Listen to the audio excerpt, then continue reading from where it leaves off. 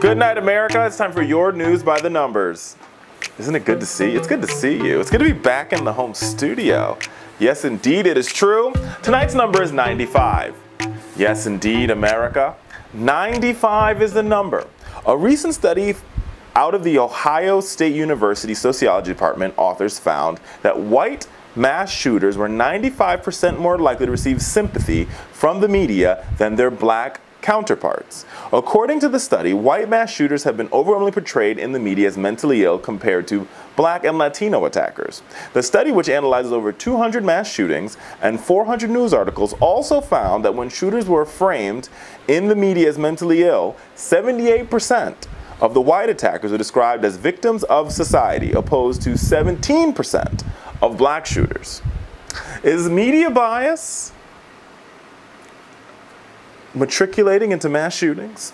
Let's talk about it, America. So there's always been a conversation about media bias in mass shootings. And you usually hear this conversation coming from people like the NRA, who say every time you hear a mass shooting, the next thing you hear is, oh, we need to take away guns, we need to get rid of everybody's guns, that's the solution to our problem. And that's the media bias that people say exists. But according to this Ohio State University study, the media bias might be going the opposite direction. And instead of a media bias to the right, this media bias might come along the lines of race. Now, the lead authors of this study, Scott Duxbury, and his colleagues analyzed 433 news articles about 219 mass shootings that occurred between January 1st, 2013 and December 31st, 2015.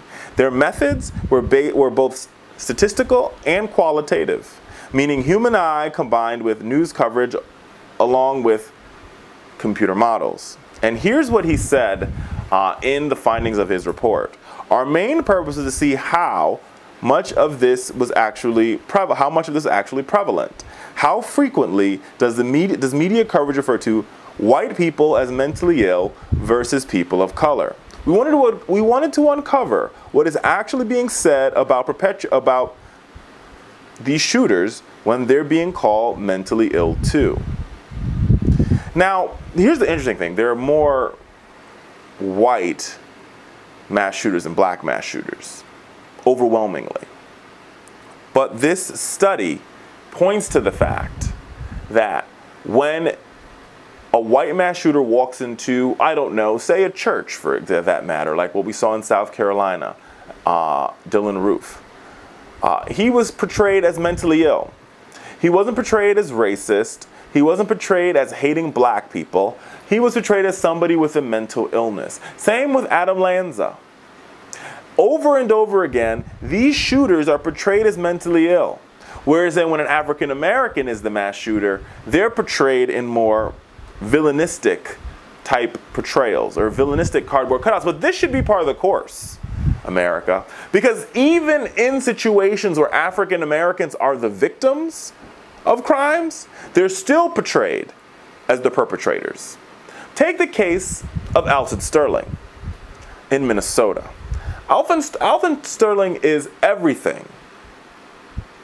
Everything about Alton Sterling is non-threatening.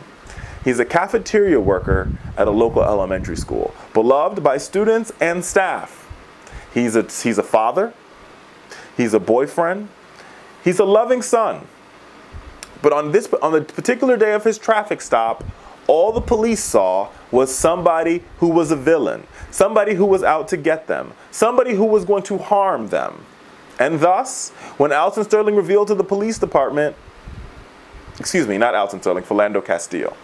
I got the names incorrect because there are just so many of these shootings and there are just so many of these stories.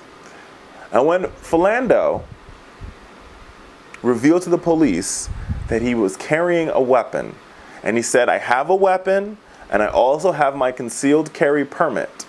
Instead of the police officer asking to see documentation, the police officer immediately went into a place of fear and shot Philando Castile in front of his girlfriend, in front of his daughter, and in front of the world on Facebook Live. America, what this Ohio State study shows us is that the portrayal of African American men were usually, and women for that matter, and the portrayal of white men are completely different, which is nothing new. But what makes it even more disheartening is in situations where these individuals engage in mass murder, the white guy is always given the benefit of the doubt. And the black perpetrator is always not given the benefit of the doubt. And that's sad. That's a very sad, sad, sad reality, but it is the reality. And that's your News by the Numbers tonight.